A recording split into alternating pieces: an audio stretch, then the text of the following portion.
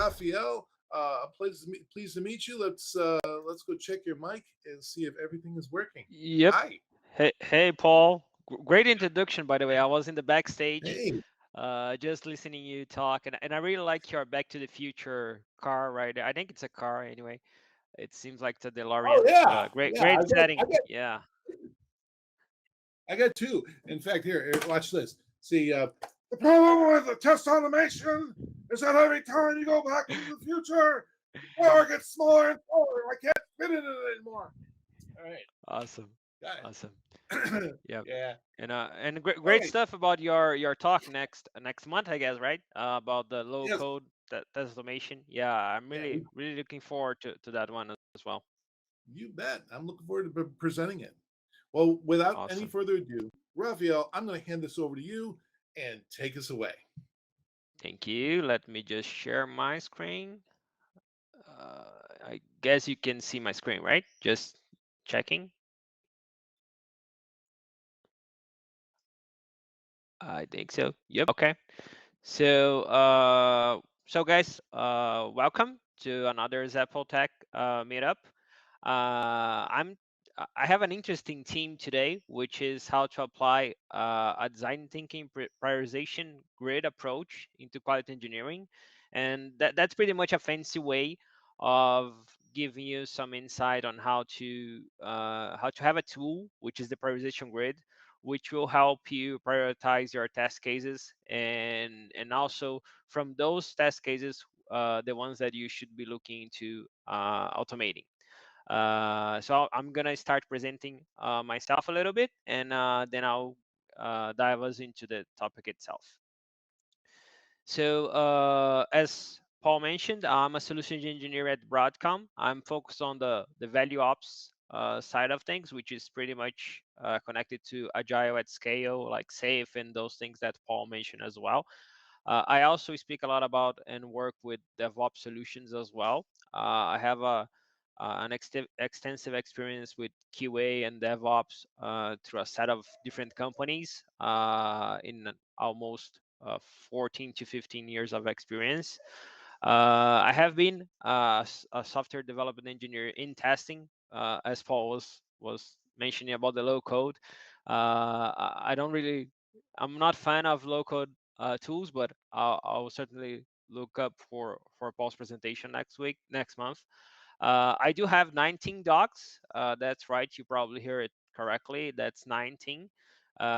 Which of those 18 are Chihuahuas? So you may hear some barking in the background, but I'm guessing they are probably sleeping right now. So uh, we won't get much action from the Chihuahuas. I do have a lot of experience with banking, insurance, and finance in general. Some people don't like to work with financial services and banking and insurance, but uh, uh, most of my experience is working either within those companies or for those companies. So I'll probably, if I use examples, you probably was working for a bank or insurance company. And I do love to speak in general, but also as a speaker on meetups, talks, presentations, and things like that. I have participated in other types of events, and my focus currently is mostly focused on trying to connect different things to help us as quality engineers, as testers, as test automation specialists, or whatever uh, title that you have on your company. So we can try to start thinking how we organize our work, or that we learn new tools to do our work on our day to day. And that's one of the reasons why I'm trying to connect design thinking to with test automation and testing in general. So a little disclaimer, this is not your standard test automation talk. We're going to learn a little bit about quality engineering and smart prioritization, and the house in the background, which is being renovated or built, is not by accident. So when we talk about it's probably something which is a must during some type of home renovation project. Probably a lot of you have tried to renovate a bedroom, or even add something to your house or to your home, and you know that's not an easy task. You have to understand where to start, what to prioritize, what do you actually need, and some things which are something that you can leave it for the future or that you don't need right now, because you have to make sure that you take all that in consideration. Have like budget, you have amount of money that you can spend, you have amount of time that you can invest on your renovation.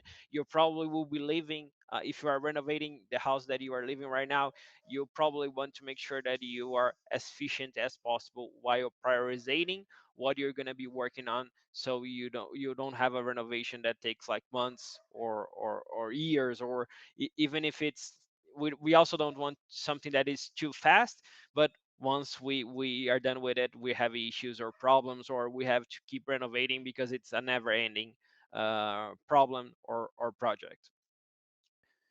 So that's the question: how do we do that? How do we prioritize in an efficient and in a smart to kind of know exactly what is the actual impact for our customers and for ourselves if we're talking about renovations, because we're going to be the end customer, and how we compare that to actual feasibility, because we we always want to have the best bathroom, the best pool, the best living room, the best appliances, but there's a kind of a negotiation happening, that you have to choose what you are doing, how you are doing, and in which order you are doing. And even though you have like unlimited time and unlimited money, at some point you would be so fed up with the renovation that you would just say, I'm done with it. I can't take it anymore. And that's the same thing with testing. We could have all the time in the world, we could have all the resources in the world, and we know ourselves. We would be wanting to test every possibility. We would want to test every possible scenario. I hear a joke in a event that I went to recently, that somebody said that if a QA guy or person or whatever, he goes to a bar, he's gonna try to order the entire menu. He's gonna try to buy a car. He's gonna try to get food for his dog. He's gonna try to sit on the bench. He's gonna try to sit on the chair. He's gonna try to sit on the table. He's gonna test the bathroom. He's gonna want to test the kitchen. He's gonna want to test if the waiter knows all the different options of the menu. So he's gonna try to do pretty much everything, and he's gonna try to break everything. So the whole idea is that we don't need to do that. We don't need to test every possible scenario. We need to prioritize, because we're all working, or hopefully we are all working on agile teams, which have sprints, which have like time boxes. So we don't have time every sprint to test everything. So we need to have a way to prioritize what we are testing, and from what we are testing, what we are automating.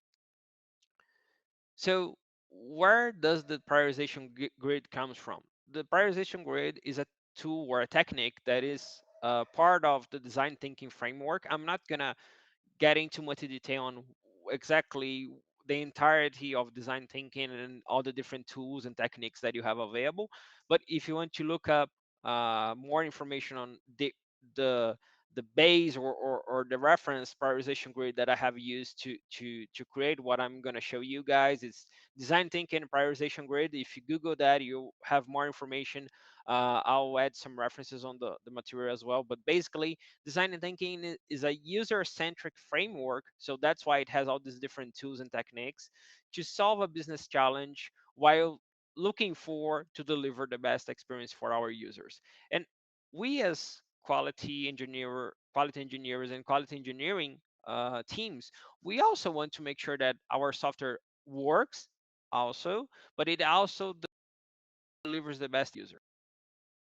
I will be proposing here, and you'll see in a couple of slides, is how can we make sure that we assess the impact for our users and also the feasibility for what we'll be testing, and making sure that we focus on those areas where there is an intersection. And there will be a logical explanation why you should focus on this one first and then in that one. But that the original one, the one that gave kind of birth of all that, comes from the prioritization grid within design thinking. So if you want to know more, or if you want to expand your knowledge, go look for design thinking prioritization grid. I do have some other talks on those topics as well. If you want to hit me up on LinkedIn or whatever, we can talk about it. So the whole idea of everything that you do with design thinking is you diverge. you ensure that you list all the test cases. You make sure that you understand the whole scenario, so you can have all the different perspectives on what you're doing from your team, from your Scrum team, from your developers, from your QA people.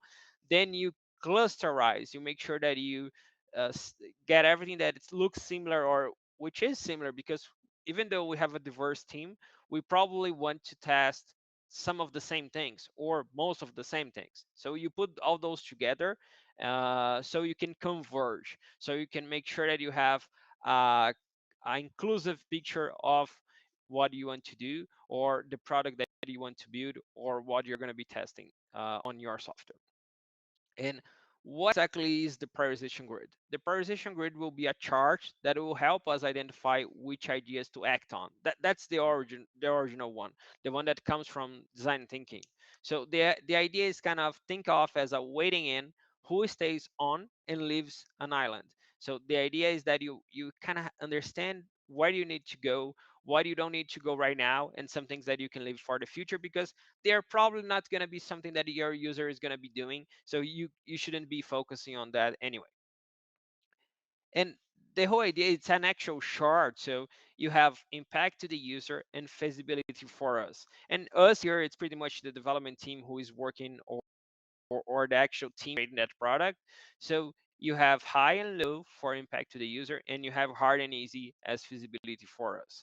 You will see that in the next slide. I kind of use that approach to create our own prioritization grid for testing, and in some questions that we can have to kind of balance those two things. So we focus on testing what will have probably the most impact to our users, and also the hard to easy for us. So we make sure, so the idea is that we kind of focus on what has the most impact and which is easier for us first, and then we move on to the other ones. So when I talk about prioritization grid applied to quality engineering, the idea is that we'll have a chart that will help us identify where to focus our testing strategy. And I could have replaced testing strategy with test automation, with testing, with pretty much everything that we are doing within QA. But the whole idea, why I'm using quality engineering, because the idea is that we bring some of this new mechanism of this engineering of design thinking into the way that we are going to be planning our tests. And what I'm going to show here, you can use if you are an actual agile team on your planning, or while you are planning your testing for your user stories, while you are trying to understand which scenarios you need to focus on for your team to test. And also, if you are, and hopefully there's few of you out there who is doing waterfall, but you would be able to use that as well, because what I'm showing here is an exercise that you can do either for the water, or either for agile teams. But the idea is that you can do like for a larger, broader perspective of your team, of your backlog. Let's say you have an entire project, or even like a small backlog of a sprint or a release. But the idea is that you can apply to each of those settings, to each of those perspectives. So you can do like a big session, or you can do like small sessions to focus on your user stories and prioritize the testing for those stories as well.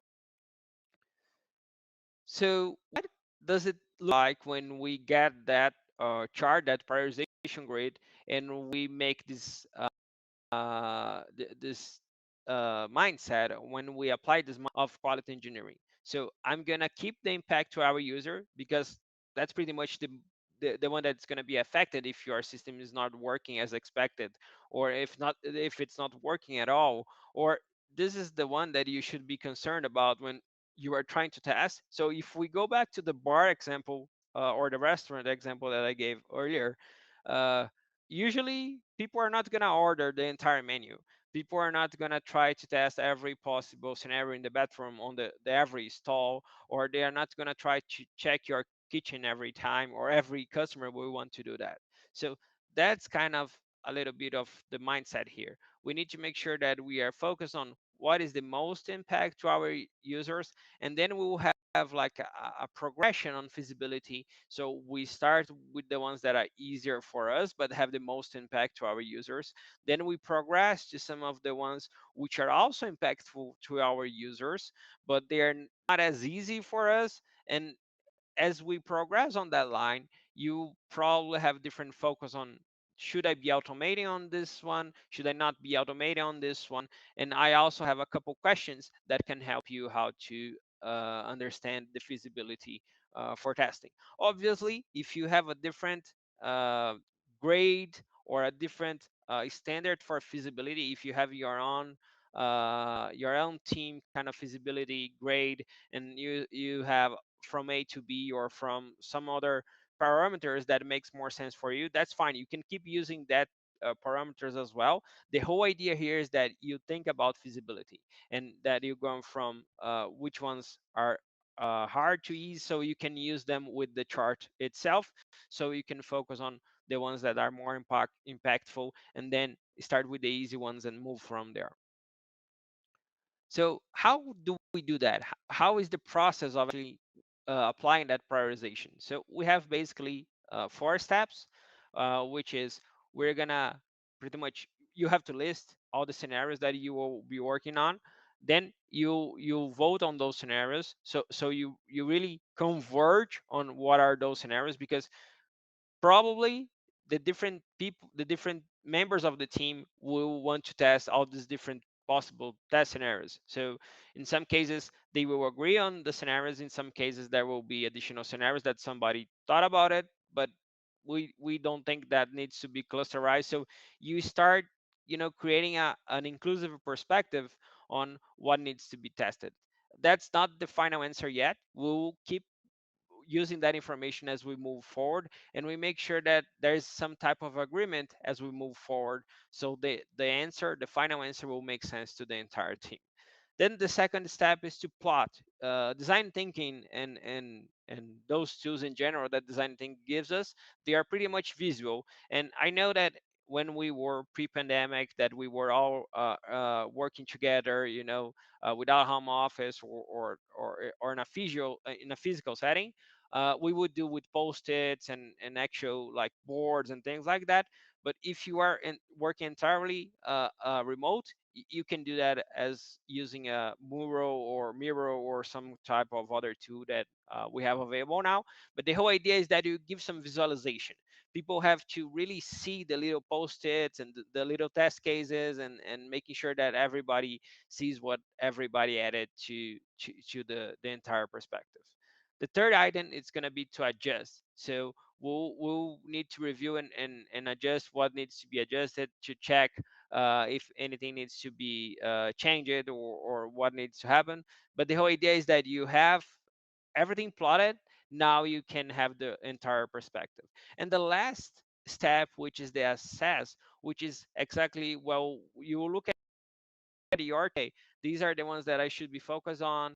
These are the ones that I can focus on after I'm done with the other ones. And then you will have different groups, so you know which tasks you need to focus on for that scenario, and they will be in a logical setting. So first go to these ones. This is where I will probably automate most of my scenarios. And you go to the second group, and then you go to the third group, and probably at the last one, it's probably test cases or test scenarios that you don't want to focus on right now, or even ever, because the whole idea is that your user either doesn't have too much of impact if that is not working, or it's not working as expected, or even because it doesn't make sense because it's too hard to do or even impossible in some cases. So how can we do that for quality engineering? So the first step is to list all our test scenarios. The idea is to have one test scenario per posted, and you're gonna say, well, but how come we're listing all test scenarios? And the all here, it's all test scenarios for each team member that is participating on the exercise, because they are probably gonna have the same test scenarios. I will want to test something that my colleague will want to test as well, but my suggestion is keep those post-its separate so you can clusterize them later on, so you know that two people of the team had that same perspective. So the idea is that you list all those scenarios and don't really focus on the idea of all test scenarios. It doesn't mean that you have to think about all possibilities, as I was saying before, but for you, with the knowledge that you have from the product, or for the intended product, if you are building something new, or for the system, or looking at uh, post bug data, or by the experience that you have with testing that software, what are the test scenarios that you for yourself would be the important? So, and then we're gonna vote the test scenarios, and how we're gonna be voting those scenarios. We're gonna be giving them different colors, and the colors here are pretty much whatever different colors you want. I have used blue for impact and green for testing feasibility. So the idea is that we vote on those test scenarios based on those two parameters. So we have our chart properly colored, so we can use that information to group them based on the impact to the user and feasibility for testing. And then all this will be plotted. And if we did this like in a with actual bits and physically, we probably want either to take a picture or to translate that into some digital tool to make it easier, so we can translate that into actual testing strategy, or to whatever tool that you use to have your strategy and to actually map your test cases and the ones that you're going to be using. We're going to review and adjust to make sure that everything is really the way that we agreed on, and then we're going to assess to know the ones that we'll be actually testing and or automating. So we're gonna talk a little bit about what does impact to the user and feasibility for testing means. Those are the main questions that I brought based on my working with those exercises on a couple of the teams that I have been working on. So when we talk about impact to the user, what are the questions that we are actually looking for to answer when we are thinking about impact to the user? Because it's important that when we are doing this prioritization, both the impact and feasibility for testing are kind of a common concept. So if my concept of feasibility is different from the concept of feasibility for my team member, we'll probably evaluate things differently. So the team doing the exercise needs to understand uh, the concept of impact and feasibility. So when I talk about impact, what are the usual questions that I recommend the teams to look for? It's does it does this test, does this scenario that I'm thinking about, does it turn a pain point into a crisis? So if that is not tested, or if it's tested but it doesn't work, what does that mean for my user? It's something that would be a crisis. It would be something that endangers the whole system, or the whole ecosystem, or even does it decrease user value? So if something is not working because it was not tested, or it was not tested in every possible scenario, if that doesn't work, does it decrease our user value from our product? Does it directly impact the user experience? Because in some cases, it's something really small, or something which is not in the main flow of the software or the product, that if it doesn't really work, or if it's not entirely tested, and something goes wrong, or if it's not working as intended, it's not going to directly impact our user experience. So it's probably something which would have less impact to our user.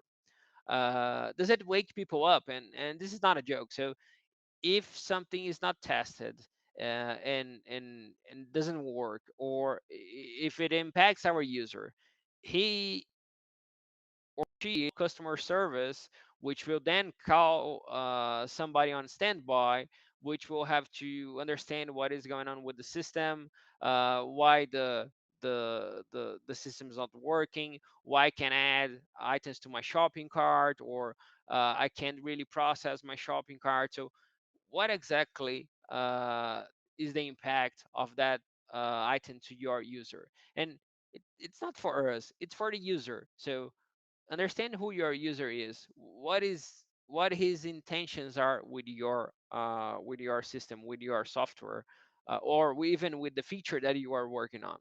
And and you can add other different questions if you want to when you are doing this with your team.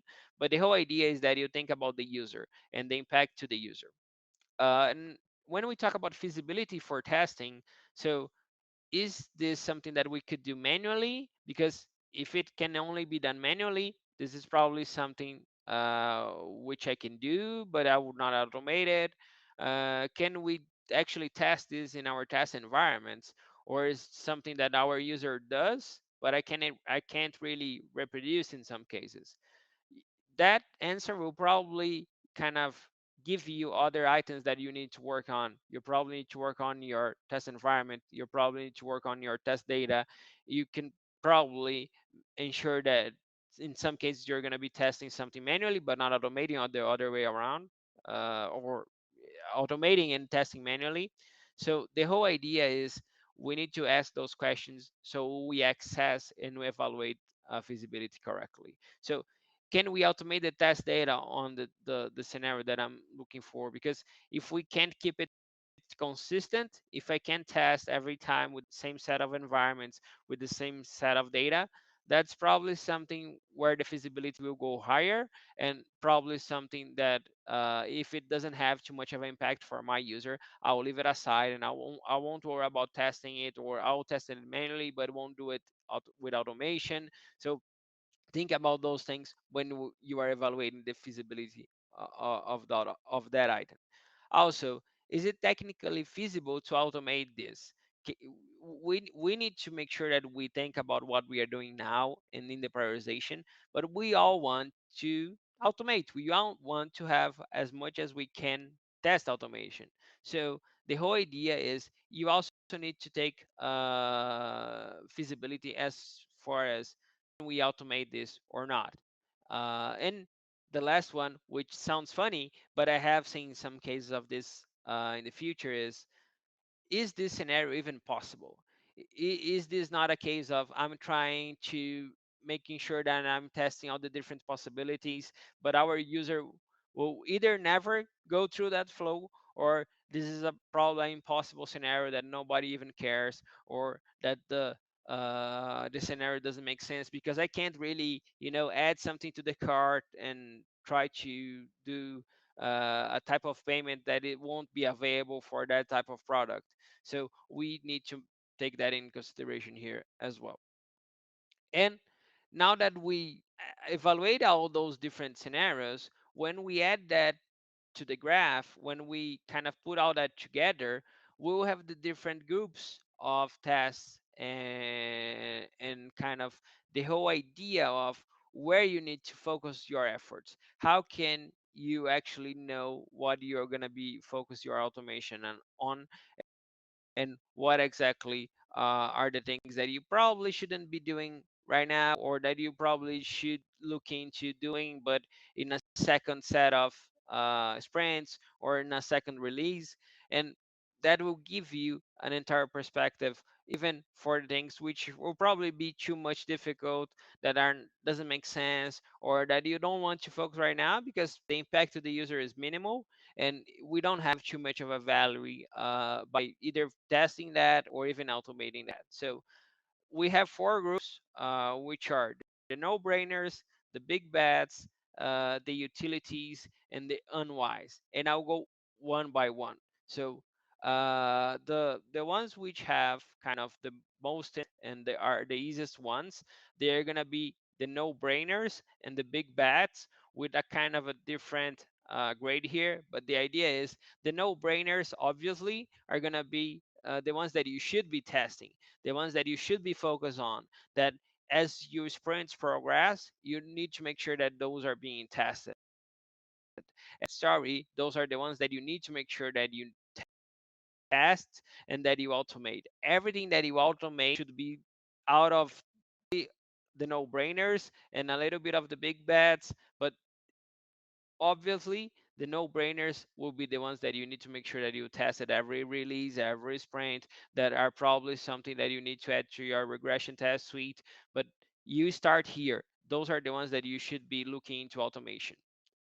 The second group, which is also probably tasks you would benefit doing, but they will only be done when we are actually looking at the I'm gonna say done with the no-brainers, but the sense is in some cases you are almost done with the no-brainers and you can move into some of the ones classified as big bets, because those are probably tasks that make sense, but they don't have as much as an impact to your user, or even if they have a higher impact to your user, but they are too hard to do, or they are harder to do than the no-brainers. So we don't want to focus our team and kind of get our team tired or exhausted on trying to work first on everything that it's hard but has a high impact, because you're going to lose a lot of time, you're going to be investing a lot of effort. So the way we organize this is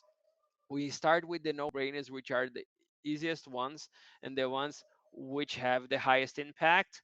Then we move into the big bet ones, which also have a good impact, or even a higher impact on some of the no-brainers, but they are harder to implement, they are harder to test, they probably have some type of dependency, they are in some cases some things which we can't automate, or in some cases we can automate some of those, but the type of code that we need to generate for those scenarios, it's too complicated, or needs to have all the different error handling scenarios, or they have to handle all these different flows, which will be flows which are impactful to our user, but they need more investment, they need more time, they need more they need more investment from the team to be tested and automated. Then if we are done or almost done with the no-brainers and we have looking into the big bets and we are satisfied with everything that we did there, we have the utilities. The utilities are probably, that same variation of that same scenario that you have already tested with the basic stuff, with the essential stuff. I don't like to use the word basic here, but anyway, it's just that you have done the essential ones, you have done the ones that matter, and they are easy to test as well. They are probably something that you would just say, okay, I have this automated scenario, if I just change this step on my flow, I could probably add 2 or 3 or 4 more automated scenarios here, because I'm changing just one step of the flow. And that's usually uh some of the scenario that I see in some teams that I work with, because they're like, no, I have 10 automate tests automated already. If I just variate or diversify this step, I can say that I have 20. And most organization, especially the big ones like banks and insurance companies, if they are still going through a change of mindset or a change of culture, they're like, I want to automate as much as possible, and they are in a trap where it's pretty much, I'm just gonna do different variations of a scenario that it's already tested enough. You didn't need to really do that. You didn't really need to uh, add that scenario. So the idea of the utilities are things that will only add to the basic expected set of deliverables. So I'm not testing a different flow. I'm not testing a different functionality. I'm pretty much just doing more of something that I have already done. So what do you want to do here is not just say, I don't want to look at those, I don't want to test those, I'm from here. In some cases it won't make sense, and that's a discussion that you need to bring to the team.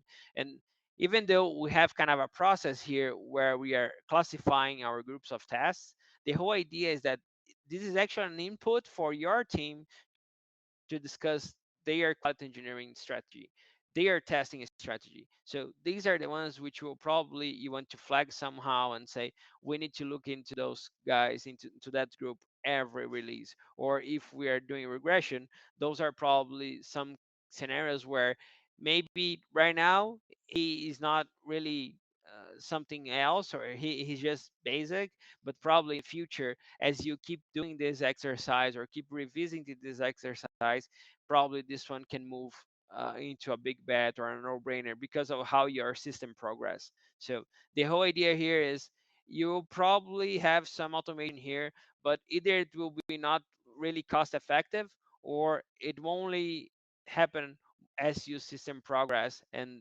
the test here or the scenario changes from utilities to some other group. The unwise ones are probably the ones which are too difficult to test, not even automating, but to test. So the whole idea is you probably want to keep those at bay. You don't want to focus too much on those tasks. You just want to make sure that you have mapped those, but they have so very little user value. So see, I'm not saying that in some cases they are easy or not easy to do, but the impact to the user is so little that I don't really need to test those. I don't really need to kind of be concerned about those scenarios, because I won't really change my user mind or life or journey if I don't work on those scenarios. So in some cases, and as you can see, the unwise, they are here at the bottom because probably they are also hard to test. So it's either something that you can reproduce every time, or the data is too hard to obtain, or even if it's the data is available, the type of integrations and the environments that you need to have available are too intrinsic or complicated, that if they impact little, let's not be really worried about this. Let's just not look into this right now. Let's focus on everything else. And the whole idea is you probably will do this exercise either for an epic or a story, or mostly for stories. If your system is evolving, probably your stories relates to another. They are probably evolving functionalities which are within your system. So the idea here, you will do this exercise on one sprint or for one release, but you need to keep an eye out for, as your system evolves and as your functionality evolves, you will probably need to revisit your classifications to make sure that if you had something here in the utilities, if that didn't change to a big bad, or if a big bad didn't change to a no-brainer. So how frequent you're going to be doing that will depend on your system. So my guess is the reclassification or redoing the exercise or a small version of it, what we have seen work for us, it's actually when we are thinking about regression, or when we are thinking about a couple sprints from now, or in different releases, we need to make sure that we revisit that scenario, or that's those scenarios, so we make sure that we still have a clear view of the impact to the user, because that's something that we always forget. The systems are not static, evolving, and as we move more and more organizations and teams working in agile fashion with several sprints, several releases, we want them to evolve the system. We want them to add features to the system, and we are either changing the system and how things interact with each other, or we are adding new functionality to the system. So our systems, they will keep evolving. They're like a living organism, so our strategy needs to be as well. So this is not an exercise that you will be doing one time, or at one release and just forget about it, and then that information will be static. No, the idea is that you do that recurrently, as the same time that you are probably planning your tasks, you are making sure that you classify in different groups, always thinking about the impact to the user, the feasibility for testing, and it's crucial, as I said before, that the concept of impact is clear to everybody on the team, and also feasibility. So if you don't really know what impact means to your user, put together a list of questions. Talk to your team, talk to your user. If you are unable to actually talk to your user, understand the persona of that user. Who is your user? Give him a name. Try to understand what he's trying to accomplish with your system, not just the functionality. So you need to have a good understanding of the impact to your user and the feasibility. And feasibility, it's probably something that will be easier for our teams, because we know what we can do and what we can't do, what we have available and what we don't have available as far as test environments and test data and other tools that we may need. So the whole idea here is, if there is probably some of the hard ones as far as feasibility goes, these are probably backlogs for your team to work on and improving your environment, your ecosystem.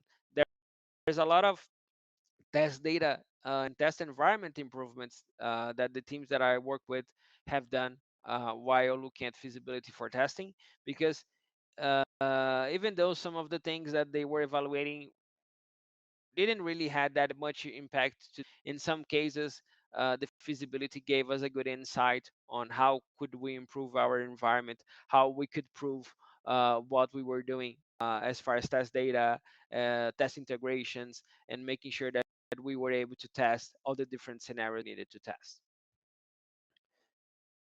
And that's all I had. I know we still have a couple or 15 to a couple minutes, so I think we can get a couple questions. But I would like to thank you guys for being here today. I have been here on some other occasions. It's always a pleasure to be here. I know it's a lot of information.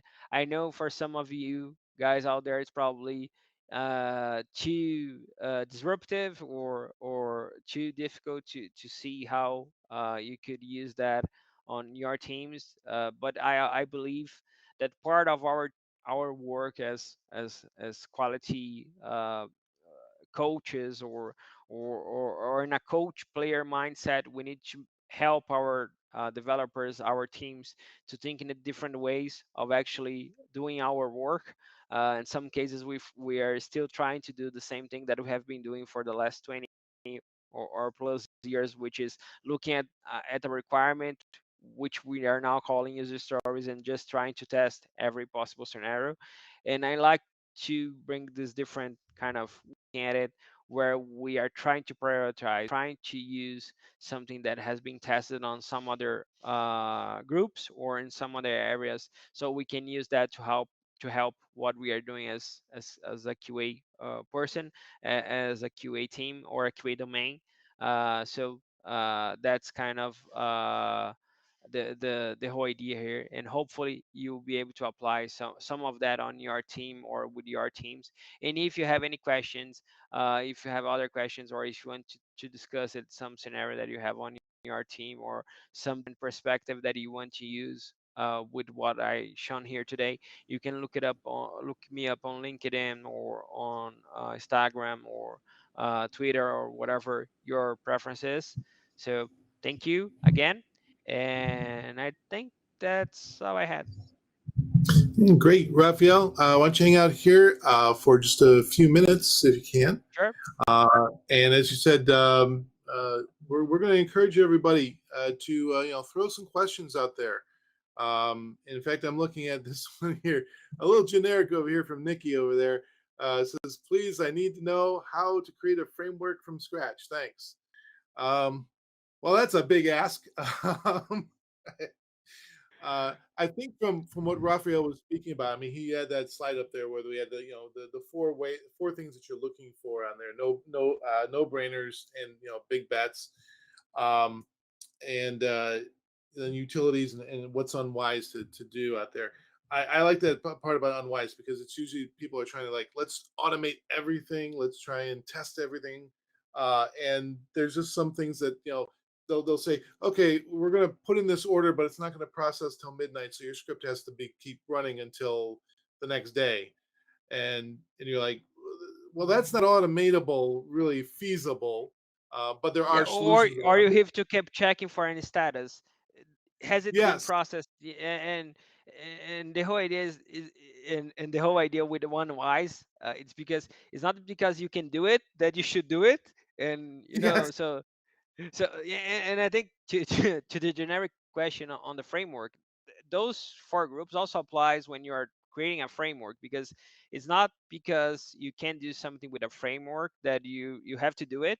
So I like to think of those four groups as something that we can use for pretty much everything, or for every analysis that we are trying to do. So we need to think about what are some things which are unwise, and especially with automation, we like the challenge. We like to prove that it's automatable in a way, but in some cases doesn't mean that we should do it. So if my script needs to wait 12 hours for something to get processed, or if I need to keep checking some other status, or if I need to keep checking integration with a different system, I mean, you could do it.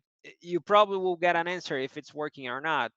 But is it, does it make sense? Is it cost effective? Is it time effective? Because in some cases, if you have a huge effort on trying to automate something, probably you are automating the wrong scenario, or you are automating in a way which doesn't make sense. And in we are all engineers. We like to solve problems, and we'll probably find a way to do it. But again, doesn't mean that you have to do it. Yeah, in my experience, that example I'm using, what we ended up doing was that we were able to force the queue to get to process whatever we put in there. So our midnight execution happened 10 seconds after our test had submitted some order, and then we could respond back, and then that worked out great. But yeah, like you said, Exactly. Yeah. one of the things I look at is that when someone's asking me, well, we need to verify that this color is correct. I'm like, okay, how much is the company going to? How much money will the company lose if that color is not correct? Don't get too bogged down into the details. Try and keep focused as like you said, the no-brainers. Did the order actually complete? Was the customer sent an email? Did a SMS message get to their phone? Those are the important things to kind of keep track of in there. Yeah, And I like, exactly. Yeah. and you Yeah, also yeah. mentioned the utilities out there. Go ahead, Yep. Rafael.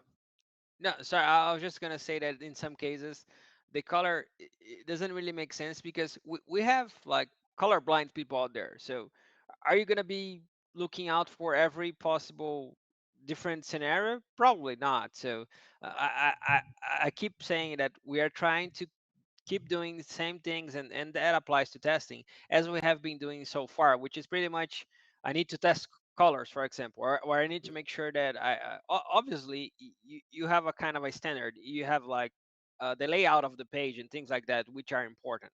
But what I like to say is, we need to ask the questions. We need to be inquisitive in the sense of, does it make sense for me to test this, and having the utilities and the unwise and things like that, that helps you, right? So that's kind of the idea.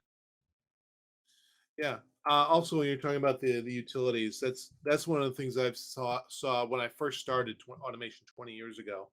Was the first thing I automated was to click a button, so that enough times that you could fill up the hard drive, and that would take about an hour to do. The manual testers were doing it, and we called it the FNG test. It was the freaking new guy. So whenever the new guy was there, he said, "You get to push the button while we go to lunch." And then Yeah. I came in, and I'm like, I can automate that. That's 3 lines of code. That's a click and a loop, and one line to see if the drive is full, and then Yep. it'll stop. You guys can do the last three and make sure we didn't blow up the systems along the way. Um, Yep. I also think that also gets a little bit into the area of robotic process automation (RPA), Yep.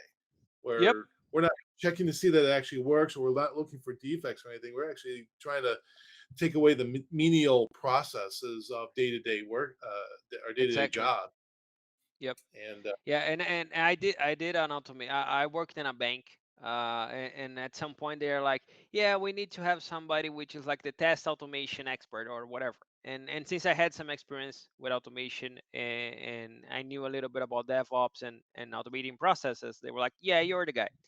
And they had this kind of compliance check or whatever, that they work with a lot of suppliers and things like that. So the whole idea with the supplier is, they like did the actual testing. The bank didn't really have like a QA team. The suppliers were doing all the testing.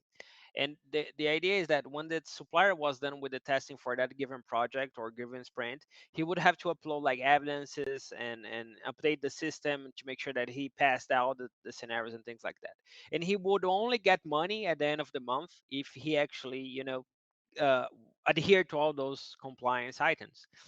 But all that process of validating if they uploaded the evidences, if they updated their status, and everything that they need to do within the tool was being done manually. So you had like 4 or 5 people that were doing that, and it was really funny because at some point they didn't really got concerned about checking. They just like, yeah, they will do it.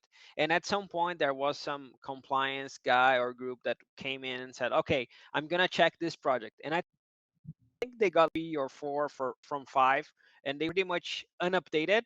They didn't have all the necessary files and all the necessary items that they needed. So they said, now we're just gonna pay you if you do all that. But they were doing that manually.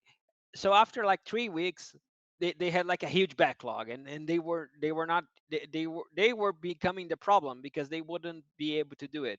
So I got a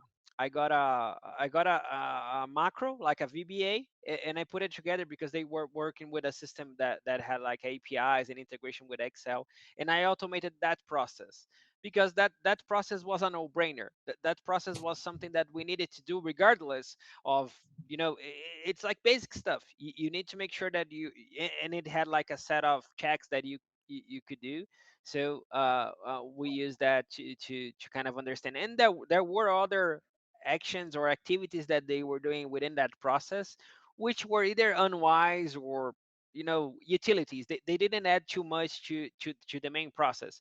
So I was like, no, I'll give you the responses. I'll give you like green or red saying this one is okay and it's not okay. And then they had a second step, which it was actually to go to a different system and kind of click a button saying, okay, this is passed or this is approved. But the system didn't have too much integration. It was hard to automate that process. So I said, I'll make sure that I clean up your backlog and give you all the answers, but you need somebody to actually go in there and say, okay, this this batch is approved, this batch is not approved. And they did I think they had like 50 to 80 items and projects to evaluate, which they were taking forever. And I did that like in 1 hour and a half of an automated process. And then they just in with the approval system, they could like use filters. So they pretty much got an output from what I automated, and they approved everything that needed to be approved, or rejected everything that needed to be rejected.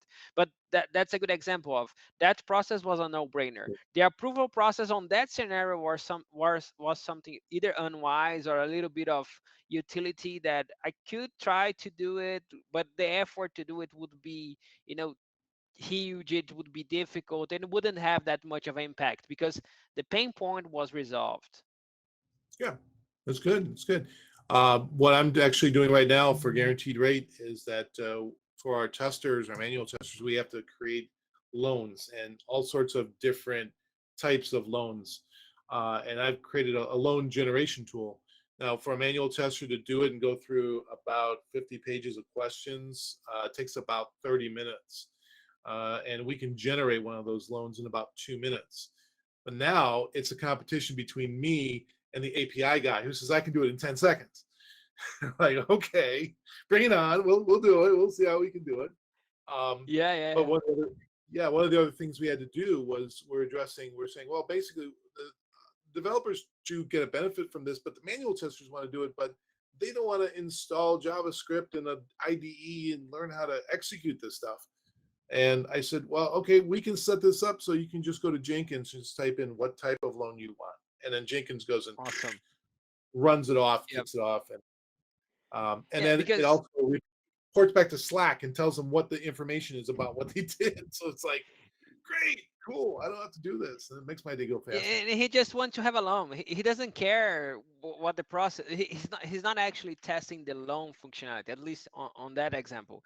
So I presented I think last year or the year before here, a talk about platforms and how to create platforms for QA teams and dev teams in general.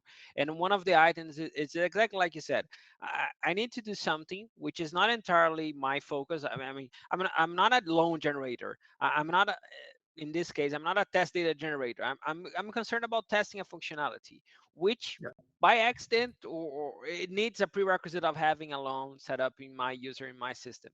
So it really doesn't make sense or doesn't change my day if it's I have like a process in the background, if I have like 3 buttons that do all that. I just want a way to just say, okay, I need a loan. based on these parameters, and I don't need to go through these different screens or this different process. And when I was working with a bank in the past, where we created like a test data portal for them. So the whole idea is we we start mapping the different APIs and things that were actually used in production. So we said, okay, you want to have a credit card approved. We know that it needs those APIs, and then we created this API of APIs. So we created like a approved credit card API, and that triggered the 3 or 4 other APIs that a tester or a developer would need to actually, okay, this is the flow, the entire flow that something needs to go through to get approved. Or even to, the funniest scenario was that they didn't really knew how to add money to the bank accounts. So I need to do a payment, for example. I need to have money on my test account. And they were like, no, this is in the mainframe. The tester needs to manually go into the mainframe and navigate to these screens, and they will go to this place, and then he will add money on this field. So first, I actually automated the mainframe. I found that one of those mainframe interaction tools or whatever, it had an option where you could leave a process running on a machine, and it would give you an API. And basically, it was an API from the for the tool. So you could say, click this, navigate this, tab this field, or type this information, and it would access it would open a connection to the mainframe and automate, execute those actions that you were looking for.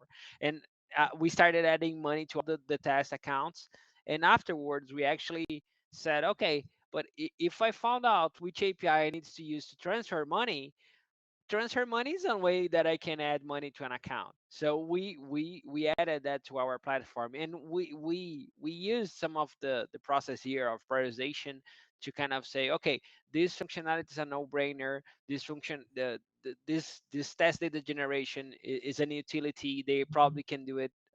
We can probably do it in the future, but they don't have too much of an impact for our user, which is in this case were QA testers and QA people, and some of the developers. So your customer can change. In some cases, you are doing something for the QA team or the developers. In some cases, you are actually thinking about the actual customer who is doing something on your system. So One of the things I usually say is that in test automation, the actual customer is me. I am the guy who's the customer.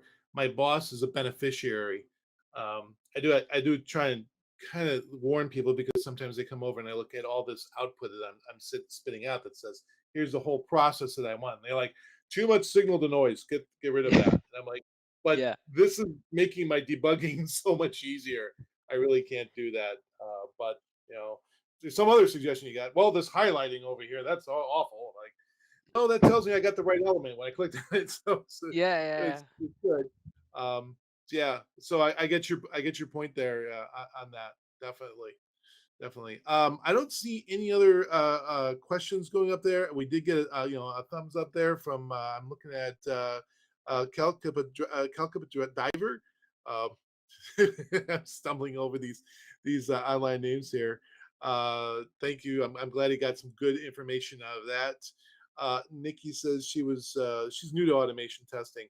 Nikki, I'm actually kind of curious. Before we go on to our next speaker, what tool, if you have a chance to type in there, are you looking at using? Everybody talks about Selenium. I know I've worked with WebDriver IO. Rafael, what's your tool that you like? We are mostly Selenium, a little bit of a WebDriver IO. I have worked with teams in the past which are using Cypress, but the whole thing I have with Cypress right now is that they think they can use Cypress for everything, from web testing to API testing. So just be careful with that. It's a good tool if you use it right, as any other tool. But I have heard a lot about Cypress, robots, which is another one as well. But most of the teams that I have been working on, they are using either Selenium or WebDriver IO. Mostly because, especially WebDriver IO, because in some cases you have visual testing available with some other well that you can compare images and see things like layout and things like that.